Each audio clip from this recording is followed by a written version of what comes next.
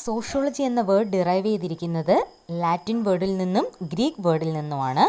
Latin വേർഡായ societas meaning society and the Greek വേർഡായ logos meaning study അല്ലെങ്കിൽ science. അപ്പോൾ സോഷ്യോളജി എന്ന് പറയുന്നത് രണ്ട് വേർഡ്സിൽ നിന്നും ഡിറൈവ് ചെയ്തിട്ടുള്ളതാണ്. ലാറ്റിൻ വേർഡിൽ നിന്നും ഗ്രീക്ക് വേർഡിൽ നിന്നും. ലാറ്റിൻ വേർഡ് എന്ന് പറഞ്ഞാൽ സൊസൈറ്റസ് എന്ന് പറയുമ്പോൾ നമ്മൾ ഓർക്കുക സൊസൈറ്റിയെ പറ്റി. അപ്പം എന്തിനെ പറ്റി? നമുക്ക് സൊസൈറ്റിയെ പറ്റി സ്റ്റഡി ചെയ്യുന്നതല്ലേ. അപ്പം ലോഗോസ് മീൻസ് സ്റ്റഡി. അപ്പോൾ സോഷ്യോളജി നമുക്ക് സിമ്പിളായി പറയുവാണെങ്കിൽ it is the study of society. Sociology എന്ന ടേം കോയിൻ ചെയ്തത് ഫ്രഞ്ച് ഫിലോസഫറായ ഓഗസ്റ്റ് കോംപ്റ്റാണ്. അദ്ദേഹത്തിനെ ഫാദർ ഓഫ് സോഷ്യോളജി എന്നാണ് അറിയപ്പെടുന്നത്. അദ്ദേഹം സോഷ്യോളജി എന്ന ടേം കോയിൻ ചെയ്തത് 1839 അദ്ദേഹം 1838 ഇതിനെ സോഷ്യൽ ഫിസിക്സ് എന്ന ടേമാണ് ഡിനോട്ട് ചെയ്തിരുന്നത്. ലേറ്റർ ആയിട്ടാണ് സോഷ്യോളജി എന്ന ടേം കോയിൻ ചെയ്തത്. ഒരുപാട് സോഷ്യോളജിസ്റ്റ് ഡിഫറെൻറ്റ് ഡെഫിനിഷൻസ് കൊടുത്തിട്ടുണ്ട്. ഗിൻസ്ബർഗ് പറഞ്ഞ ഡെഫിനിഷൻ എന്ന് പറയുന്നത് sociology is a study of society. അതുപോലെ തന്നെ അദ്ദേഹം പറഞ്ഞിട്ടുണ്ട് സൊസൈറ്റിയെ പറ്റി സ്റ്റഡി ചെയ്യുന്നു. It is web or tissue of human interactions and inter relations.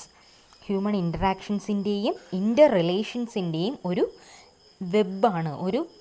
നമുക്കെന്ത് പറയാം, അതിനെ ഒരു വല പോലെ എല്ലാം ഇൻ്ററാക്ഷനും വേണം, അതുപോലെ പരസ്പരമുള്ള ആ ബന്ധത്തിൻ്റെയും ഒക്കെ പറ്റി സ്റ്റഡി ചെയ്യുന്ന സയൻസിനെയാണ് സോഷ്യോളജി എന്ന് പറയുന്നത്. അക്കോർഡിംഗ് ടു കോംറ്റ്, സോഷ്യോളജി എന്ന് പറയുന്നത് സയൻസ് ഓഫ് ഹ്യൂമൻ അസോസിയേഷൻ അല്ലെങ്കിൽ it's A study of Gregorios life. Human അസോസിയേഷൻ്റെ ഒരു സയൻസ് സ്റ്റഡിയാണ്. എങ്ങനെ അവർ ജീവിക്കുന്നു, അവരുടെ ലൈഫ് സ്റ്റൈൽ, അതിനെയൊക്കെ പറ്റി ആ അസോസിയേഷൻ, ആ കോർഡിനേഷനെ പറ്റിയാണ് കോംറ്റ് പറഞ്ഞിരിക്കുന്നത്. അതിനെപ്പറ്റി പഠിക്കുന്നതിനെയാണ് സോഷ്യോളജി എന്ന് പറയുന്നതാണ് അദ്ദേഹത്തിൻ്റെ view point. Harry M Johnson പറഞ്ഞത് it deals with social groups. Sociology എന്ന് പറയുന്നത് സോഷ്യൽ ഗ്രൂപ്പ്സിന് അതെങ്ങനെ, അതിൻ്റെ ഇൻറ്റേർണൽ ഫോംസ് എങ്ങനെ, അതായത് എങ്ങനെയാണ് അത് ഓർഗനൈസ് ചെയ്തത്, ആ പ്രോസസ്സ് അവർ ആ ഓർഗനൈസേഷൻ കൊണ്ടുപോകാൻ എങ്ങനെ മെയിൻറ്റെയിൻ ചെയ്താണ് കൊണ്ടുപോകുന്നത്, അതേ എങ്ങനെ അവ ഗ്രൂപ്പിലെ മെമ്പേഴ്സ് തമ്മിലുള്ള റിലേഷൻസ് എങ്ങനെയാണ്, ഇതിനെയൊക്കെ പറ്റി പഠിക്കുന്നതാണ് സോഷ്യോളജി എന്നാണ് ഹാരി എം ജോൺസൺ പറഞ്ഞത്. മാക്ഐവർ ആൻഡ് പേജ് പറഞ്ഞത് ഇറ്റ്സ് അബൌട്ട് സോഷ്യൽ റിലേഷൻഷിപ്സ് ആണ് സോഷ്യോളജി. അതായത് ദ നെറ്റ്വർക്ക് ഓഫ് റിലേഷൻഷിപ്പ്. നമ്മൾ ആ നെറ്റ്വർക്ക് ഓഫ് റിലേഷൻഷിപ്സിനെയാണ് നമ്മൾ എന്താ പറയുക, സൊസൈറ്റി. എല്ലാം പരസ്പരം എല്ലാ കാര്യങ്ങളും ഒരു റിലേഷൻഷിപ്സ് മെയിൻറ്റെയിൻ ചെയ്ത് കൊണ്ടുപോവുക എന്നുള്ളത്. ഗിഡിങ്സ് പറഞ്ഞിട്ട് സ്റ്റഡി ഓഫ് ഒരു സോഷ്യൽ ഫിനോമിനെ പറ്റി സ്റ്റഡി ചെയ്യുക എന്നുള്ളതാണ് അദ്ദേഹത്തിൻ്റെ വ്യൂ പോയിൻ്റ്. അപ്പം കോംറ്റ് പറഞ്ഞ കാര്യം ശ്രദ്ധിക്കുക. നമ്മൾ എല്ലാ ടേംസും നമുക്ക് കാണാതെ പഠിക്കാൻ പറ്റിയില്ല എങ്കിലും ജസ്റ്റ് എന്തൊക്കെയാണ് പറയുന്നതെന്നുള്ളത്. ഇപ്പോൾ കോംറ്റ് ഹ്യൂമൻ അസോസിയേഷനെ പറ്റി പറഞ്ഞു. ഹാരി എം ജോൺസൺ സോഷ്യൽ ഗ്രൂപ്പ്സിൻ്റെ കാര്യമാണ് അതിനെ സ്റ്റഡി ചെയ്യുന്നതെന്നാണ് പറഞ്ഞത്. അപ്പം ബാക്കി നമുക്ക് ഓർഡറായിട്ട് വന്നോളൂ. ഇപ്പം സോഷ്യൽ ഗ്രൂപ്പ്സിനെ പറ്റിയാണ് സ്റ്റഡി ചെയ്യുന്നത് നമ്മൾ പറയുമ്പോൾ നമുക്ക് അതെങ്ങനെയൊക്കെയാണ് ഓർഗനൈസ് ചെയ്യുന്നതൊക്കെ പറ്റി നമുക്ക് മനസ്സിൽ ഓൾറെഡി വരും. ഇനി മാക്ഐവർ ആൻഡ് പേജ് പറഞ്ഞത് നെറ്റ്വർക്ക് ഓഫ് റിലേഷൻഷിപ്സിനെ പറ്റി. ഗിഡിങ്സ് പറഞ്ഞത് it is a science of social phenomena. ഇനി മാക്സ് വെബർ പറഞ്ഞിരിക്കുന്നത് sociology as the science which attempts the interpretative understanding of social action in order there to arrive at a causal explanation of its cause and effects. ഒരു interpretative understanding social action. അപ്പോൾ നമ്മൾ ചെയ്യുന്ന ഒരു കാര്യത്തിന് അതിൻ്റെ എഫക്റ്റും അതുപോലെ എങ്ങനെയാണ് ഉണ്ടായത് എന്നതിനെ പറ്റി പറയുന്നതാണ് സോഷ്യോളജി. അതിനെപ്പറ്റി സ്റ്റഡി ചെയ്യുന്നതാണ് എന്നാണ് മാക്സ് വെബ് പറഞ്ഞത്. അപ്പം നമ്മൾ ഓർക്കേണ്ടത് Max Weber interpretative understanding of social action. Sociological തിയറീസിൽ നിന്ന് നമുക്കൊരു കാര്യം മനസ്സിലാക്കാൻ പറ്റുന്നത് സോഷ്യൽ വേൾഡിനെ ഡിഫറെൻറ്റ് പെർസ്പെക്റ്റീവ്സ്, ഡിഫറെൻറ്റ് വ്യൂ പോയിൻറ്റിലാണ് ഓരോരുത്തരും നോക്കിക്കാണുന്നത്. ഒരു പെർസ്പെക്റ്റീവ് എന്ന് പറയുമ്പോൾ നമുക്ക് സിമ്പിളായിട്ട് എന്ത് പറയാം, a way of looking at the വേൾഡിനെ നമ്മൾ എങ്ങനെ കാണുന്നു. ഇപ്പോൾ ഒരാൾ കാണുന്ന രീതിയിലായിരിക്കില്ല ഇപ്പോൾ ഒരു ഫിനോമിന അല്ലെങ്കിൽ ഒരു കാഴ്ച നമ്മൾ കാണുവാണ്. ഇപ്പോൾ ജസ്റ്റ് ഒരു പൂവിനെ നമ്മൾ കാണുമ്പോൾ ചിലപ്പോൾ ഒരാളാദ്യം അതിൻ്റെ ആ ഭംഗിയായിരിക്കും. അപ്പോൾ ചിലരതിൻ്റെ വേറെ മണമോ അങ്ങനെ എന്തെങ്കിലും ഓരോ വ്യൂ പോയിൻറ്റ്സ് ആണ് ഓരോരുത്തർക്ക്. ചിലർക്ക് ആ ഫ്ലവർ കാണുന്ന സമയത്ത് സന്തോഷം തരുമായിരിക്കും, ചിലർക്ക് അതൊരു സാഡ്നെസ് ആയിരിക്കും. അപ്പോൾ അവരുടെ വ്യൂ പോയിൻറ്റ്സ് ആണ് പറഞ്ഞിരിക്കുന്നത്. അപ്പം സോഷ്യോളജി എന്ന് പറയുന്നതും അതിൻ്റെ തിയറീസ് എല്ലാം പറയുന്നത് സോഷ്യൽ വേൾഡിനെ ഡിഫറെൻറ്റ് പെർസ്പെക്റ്റീവ്സിൽ നോക്കിക്കാണുന്നു എന്നാണ്. അപ്പോൾ സോഷ്യോളജിയിൽ മെയിനായിട്ട് 3 മേജർ തിയററ്റിക്കൽ പെർസ്പെക്റ്റീവ്സാണ് പറയുന്നത്. Functionalist perspective, conflict perspective, symbolic interactionist perspective എന്ന് പറയുന്നത്. ഇതിൽ ഫങ്ഷണലിസ്റ്റ് കോൺഫ്ലിക്റ്റും മാക്രോ ആണ്, അതായത് ബ്രോഡ് മൈൻഡിലാണ് നമ്മൾ വ്യൂ ചെയ്യുന്നത്. സിംബോളിക് ഇൻട്രാക്ഷനിസ്റ്റ് നമുക്കതിനെ വേണമെങ്കിൽ മൈക്രോ വ്യൂ ആയിട്ടാണ് കാണുന്നത്. ഓരോന്നും സോഷ്യൽ വേൾഡും ഹ്യൂമൻ ബിഹേവിയറിനെയും എങ്ങനെ കാണുന്നു എന്നുള്ളതനുസരിച്ചാണ് വ്യത്യസ്തപ്പെട്ടിരിക്കുന്നത്. അപ്പോൾ നമുക്ക് ഫങ്ഷണലിസ്റ്റ് പെർസ്പെക്റ്റീവ് എന്ന് പറഞ്ഞാൽ മാക്രോ ആണ്, ഓർത്ത് വെക്കുക. Each aspect of society is interdependent and contributes to society's functioning as a whole. ഓരോ സൊസൈറ്റിയും എന്ന് പറയുന്നത് ഇൻ്റർ ഡിപ്പെൻഡൻ്റ് ആണ്. അതുപോലെ തന്നെ believe that society is hold together by social consensus. Social consensus കൊണ്ട് ഇരിക്കുന്നു എന്നുള്ളത് പറയാൻ എല്ലാം പരസ്പരം ഇൻ്റർ കണക്റ്റഡ് പാർട്സ് ആണ്. ഒരു സൊസൈറ്റി നന്നായിട്ട് പോകണമെങ്കിൽ പരസ്പരം എല്ലാവരും എന്ത് വേണം, ഇൻ്റർ കണക്റ്റ് ചെയ്ത് പോകണം, പരസ്പരം കാര്യങ്ങൾ എഗ്രി ചെയ്തും. അതുപോലെ തന്നെ സൊസൈറ്റിക്ക് എങ്കിൽ മാത്രമേ സൊസൈറ്റി നന്നായിട്ട് വർക്ക് ചെയ്ത് പോവുള്ളൂ എന്ന് പറയുന്നത്.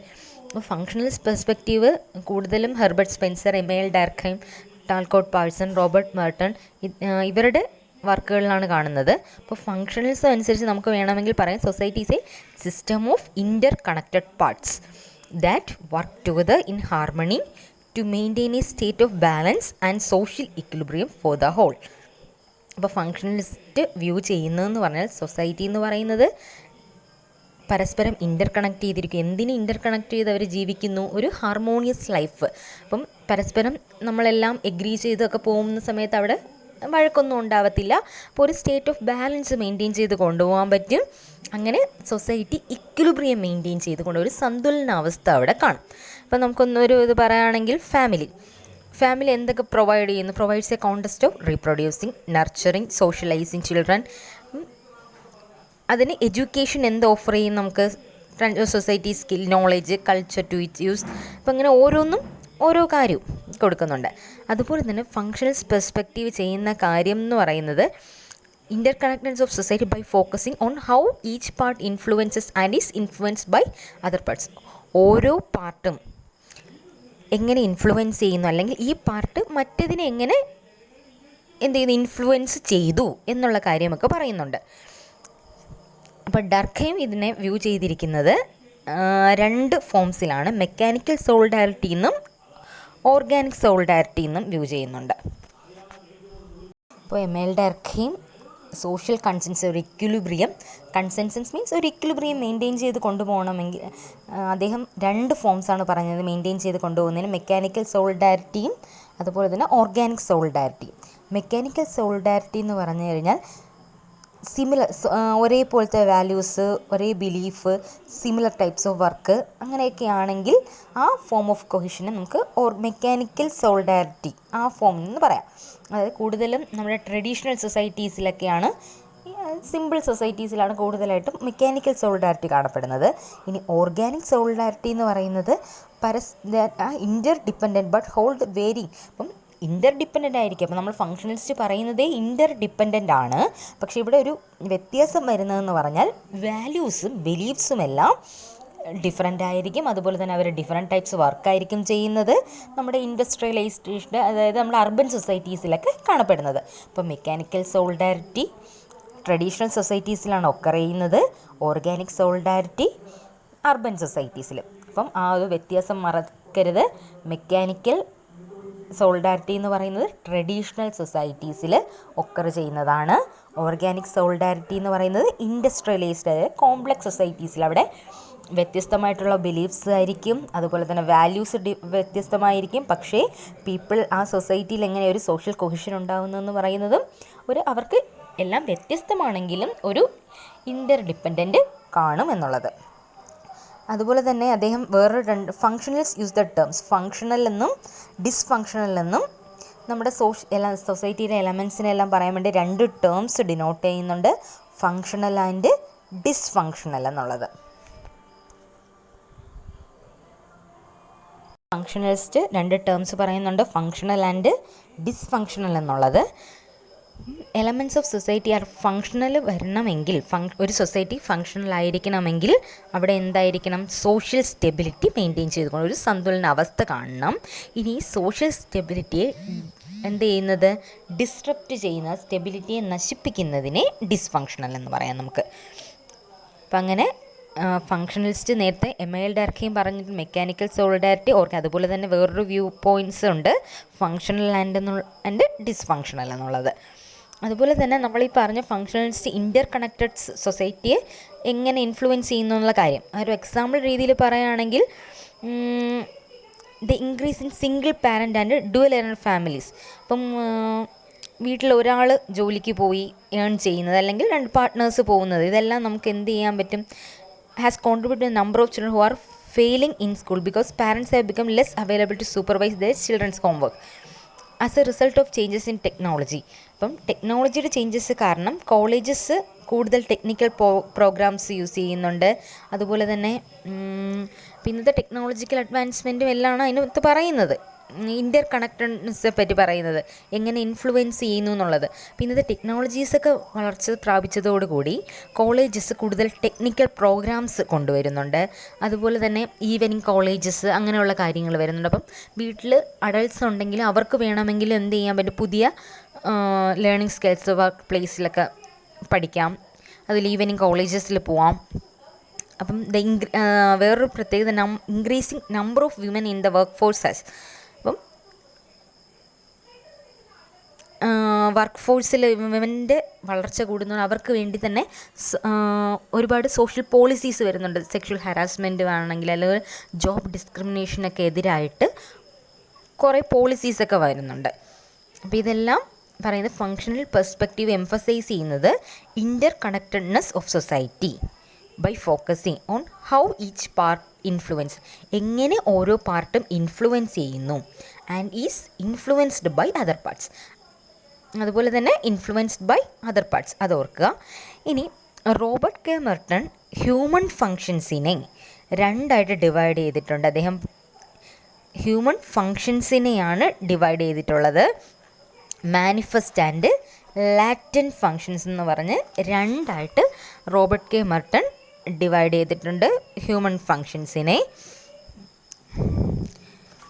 മാനിഫെസ്റ്റ് ഫങ്ഷൻ എന്ന് പറഞ്ഞാൽ consequence that are intended and commonly നമുക്ക് കോമൺ ആയിട്ട് റിക്കഗ്നൈസ് ചെയ്യാൻ പറ്റുന്നതെന്ന് പറയുന്നത്. അപ്പോൾ മാനിഫെസ്റ്റ് ഫങ്ഷൻ എക്സാമ്പിൾ ചോദിക്കുകയാണെങ്കിൽ ഫങ്ഷൻ ഓഫ് എഡ്യൂക്കേഷൻ്റെ ഫങ്ഷൻ എന്താണ്? നോളജ് ട്രാൻസ്മിറ്റ് ചെയ്യുക, സൊസൈറ്റീസ് യൂത്തിന് സ്കിൽസ് ഡെവലപ്പ് ചെയ്യാൻ വേണ്ടി നോളജ് കൊടുക്കുക എന്നുള്ളത്. ഇനി ഇതിപ്പോൾ നമ്മൾ കാണുന്നതല്ലേ. ഇനി അതുപോലെ തന്നെ പബ്ലിക് എലമെൻ്ററി സ്കൂൾസ് വേറൊരു കാര്യം ചെയ്യുന്നുണ്ട്. ബേബി സിറ്റേഴ്സിനൊക്കെ വേണ്ടിയിട്ട് schools also service baby sitters for employment പാരൻസിന് വേണ്ടിയിട്ട് ബേബി സിറ്റേഴ്സ് പ്രൊവൈഡ്. അതുപോലെ തന്നെ colleges of a place for young adults to meet potential means. അപ്പോൾ അത് ഞാൻ മനസ്സിലാക്കി തരാം. അപ്പോൾ ഓർക്കുക, മാനിഫെസ്റ്റ് ഫങ്ഷൻസ് എന്ന് പറഞ്ഞാൽ നമ്മൾ കോമൺ ആയിട്ട് ആ സ്കൂളിൽ പോകുന്നത് അല്ലെങ്കിൽ കോളേജസിൽ പോകുന്ന എന്തിനു വേണ്ടിയിട്ടാണ്? പഠിക്കാൻ വേണ്ടിയിട്ട്.